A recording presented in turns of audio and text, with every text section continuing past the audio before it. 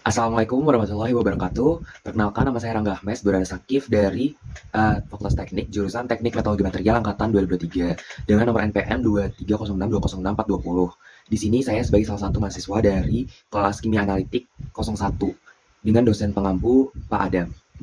Di sini saya akan menjelaskan gimana sih penjelasan mengenai inductively coupled plasma atau disingkat ICP. Nah, untuk pertanyaan pertama itu apa sih prinsip dasar dari inductively plasma atau ICP dan bagaimana teknik ini digunakan untuk analisis multi elemen dalam sampel? Nah, untuk prinsip dasarnya sendiri itu ada beberapa. Yang pertama ada sample introduction process, lalu ada ICP torch process, dan yang terakhir itu ada detection and quantification. Nah, di sample introduction process di sini itu terjadi intinya proses pembuatan sampel menjadi butiran-butiran kabut atau aerosol yang berukuran atom-atom. Nah, dari autosampler yang fungsinya untuk memasukkan sampel ke dalam sistem secara konsisten, lalu ada nebulizer itu mengubah sampel menjadi butiran kabut atau aerosol, dan yang terakhir ada spray chamber yaitu alat yang digunakan untuk menseleksi atom-atom agar dia ukurannya konsisten, yang biasanya itu dipilih butiran yang berukuran kecil yang nantinya akan dibawa ke plasma torch yang kalau butirannya besar atau tidak konsisten bakal dibuang. Nah, lanjut ke ICP torch process, itu terjadi proses atomisasi dan eksitasi. Nah, di sini aerosol yang masuk itu bakal berubah atau tereksitasi. Awalnya itu nanti si aerosol bakal diatomisasi dan diionisasi karena plasma tersebut. Nah, plasmanya itu bakal karena dia bertemperatur sangat tinggi, si atom-atom atau sampelnya tersebut itu bakal menguap sehingga nanti uap tersebut bakal terionisasi karena temperatur yang sangat ekstrim. Nah, temperaturnya itu bisa mencapai 6000 Kelvin. Setelah dia terionisasi, bakal terjadi proses eksitasi yang awalnya energinya rendah, nanti dia bakal naik level energinya, lalu bakal kembali lagi ke ground state. Nah, proses kembalinya level energi ke ground state-nya ini bakal menghasilkan cahaya dalam panjang gelombang spesifik, yang nantinya cahaya ini akan diarahkan ke diffraction grating pada detection dan quantification proses. Di detection dan quantification proses, si emisi cahayanya bakal dideteksi oleh detektor yang namanya CCD atau Charge Coupled Device yang gunanya untuk menangkap emisi panjang gelombang. Lalu dia juga bisa mendeteksi intensitas dari cahaya pada masing-masing gelombang yang nantinya bakal dianalisis oleh sebuah semacam alat untuk mendeteksi intensitas sinyal dan konsentrasi dari elemen sampel. Nah, di ICP ini sendiri itu bisa untuk menganalisis multi elemen dalam sampel karena dia itu nggak cuma bisa mendeteksi panjang gelombang, salah satu panjang gelombang spesifik, tapi bisa mendeteksi berbagai macam panjang gelombang dari elemen pada sebuah sampel. Nah, untuk pertanyaan selanjutnya yaitu apa sih perbedaan antara ICP-OS atau Optical Emission Spectroscopy dan ICP-MS atau Mass Spectrometry, serta berikan contoh aplikasi di mana masing-masing teknik itu lebih sesuai untuk digunakan.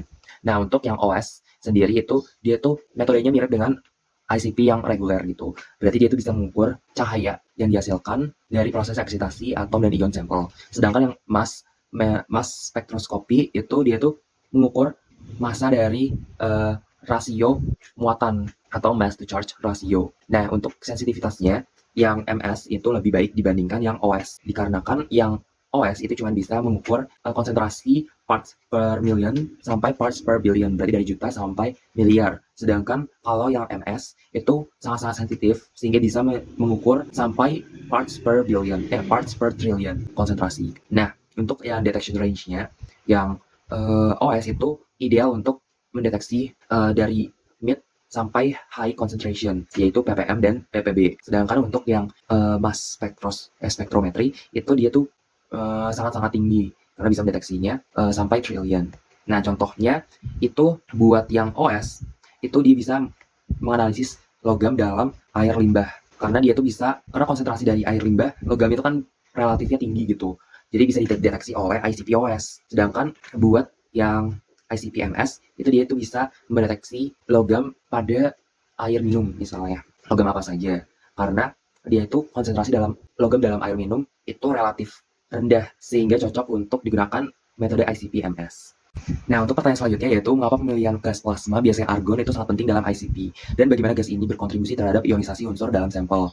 Nah, kenapa sih pemilihan gas argon itu sangat penting? Karena yang pertama gas argon itu sifatnya inert, yaitu dia tuh nggak gampang atau nggak bereaksi sama sekali dengan sampel yang kita uji. Lalu dia itu juga high available, berarti dia itu gampang untuk diakses dan didapatkan. Dan yang selanjutnya yaitu dia itu purity, yaitu dia itu murni, tidak ada campuran dari unsur atau elemen lain, sehingga kecil kemungkinan untuk terjadi kontaminasi dalam sampel. Lalu dia juga thermal conductivity-nya itu sangat rendah, sehingga dia itu tidak mudah untuk berubah suhunya ketika dia itu memanaskan atau dalam proses ionisasi sampel. Karena pas gas argon ini udah jadi plasma, suhunya kan sangat tinggi. Kalau dia itu conductivity thermalnya itu sangat tinggi, jadinya dia tuh gampang berubah suhunya, sehingga tidak terjadi proses ionisasi secara efektif dan sempurna. Nah, bagaimana gas ini berkontribusi terhadap ionisasi unsur dalam sampel? Nah, seperti yang tadi udah dijelasin, jadi gas argon ini bakal diubah menjadi sebuah plasma yang nantinya dia itu dengan bantuan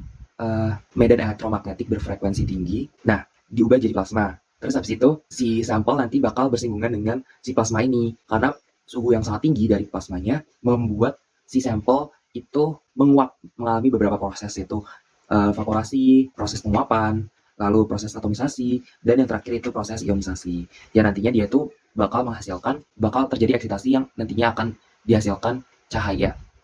Nah, untuk pertanyaan selanjutnya itu, apa sih peran nebulizer dan spray chamber dalam sistem ICP dan bagaimana komponen ini mengaruhi efisiensi dalam pengenalan sampel? Nah, untuk nebulizer sendiri, itu dia fungsinya untuk mengubah sampel menjadi butiran kabut atau aerosol dalam ukuran yang sangat kecil atau ukurannya sampai atom, yang kemudian itu diteruskan ke spray chamber yang berfungsi untuk menseleksi atom-atom agar berukurannya konsisten. Biasanya ukuran dari atom-atom ini tuh berukuran yang kecil, sehingga yang ukurannya itu besar, dropletsnya itu akan dibuang. Nah, ukuran-ukuran dari droplets yang kecil dan konsisten nanti akan diteruskan ke ICP torch. Dan gimana sih komponen ini memengaruhi efisiensi pengenalan sampel? Dengan dibuatnya ukuran konsisten dari sampel, maka terjadi proses ionisasi dengan efektif. Karena nanti kalau terjadi ukuran itu nggak konsisten, nanti panjang gelombang yang diinginkan atau kita cari, atau cahaya yang kita cari itu tidak konsisten juga gitu, dan nggak akurat, sehingga proses dari analisisnya juga kurang tepat. Nah, untuk pertanyaan selanjutnya yaitu identifikasi sumber kesalahan umum dalam analisis menggunakan ICP dan jelaskan bagaimana kesalahan ini dapat diminimalkan atau dihindari. Nah, yang pertama itu sumber kesalahannya dari nebulizer dan spray chambernya itu mengalami mampet.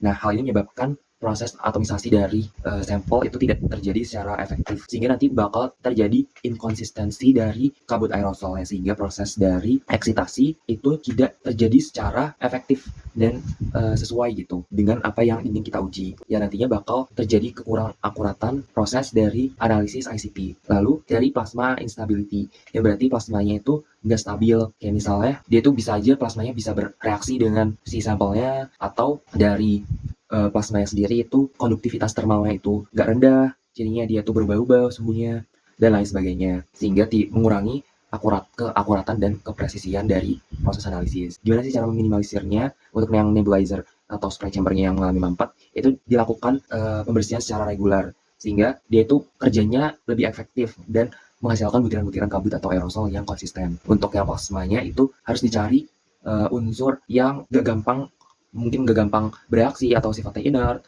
terus thermal konduktivitasnya rendah, dan lain sebagainya. Seperti contohnya menggunakan gas argon sebagai plasma. Lalu yang terakhir adalah deskripsikan satu aplikasi praktis di mana ICP digunakan secara luas dalam industri atau penelitian, dan jelaskan mengapa teknik ini dipilih dibandingkan metode analisis lainnya. Nah, contohnya itu pada analisis logam pada produk farmasi. Nah, di produk farmasi ini itu kan sangat krusial karena produk-produk farmasi itu digunakan untuk dikonsumsi oleh masyarakat, sehingga kandungannya itu nggak boleh terjadi kontaminasi, apalagi terdapat beberapa unsur logam seperti timbal, merkuri, dan arsenik gitu yang sangat toksik apabila kita konsumsi. Nah, kenapa sih kita pakai ICP? Karena yang pertama itu dia sangat-sangat sensitif, dan dia tuh bisa mendeteksi konsentrasi yang sangat-sangat rendah. Seperti contohnya itu baik dari ICP OS atau MS, apalagi yang MS itu sangat-sangat bisa mendeteksi konsentrasi unsur yang sangat rendah gitu, karena dia bisa mendeteksi sampai part per trillion. Sedangkan yang OS itu bisa, cuman emang nggak sensitif dari yang MS. Terus dari situ dia juga bisa mendeteksi multi elemen gitu. Jadi elemen-elemen yang nggak cuma satu, tapi lebih dari satu itu bisa dideteksi secara sekaligus, sehingga lebih efektif gitu dan lebih efisien dalam waktu. Kenapa sih kita memilih teknik ICP dibandingkan metode analisis lainnya? kalau kita bandingkan dengan yang pertama metode AAS atau Atomic Absorption Spectroscopy, itu emang bagus gitu dan emang digunakan untuk analisis logam. Cuman kalau yang AAS itu dia tuh nggak sesensitif metode ICP. Lalu yang XRF itu emang bagus, tapi nggak sesensitif yang ICP, apalagi untuk mendeteksi logam, kemurnian logam gitu pada konsentrasi yang sangat rendah. Lalu kalau kita bandingkan juga dengan GFAS atau AAS tapi yang graphite furnace, itu emang bisa mendeteksi konsentrasi yang rendah, cuman tetap dibatasi oleh cuman bisa mendeteksi satu elemen aja, seperti itu. Terima kasih telah menonton video saya.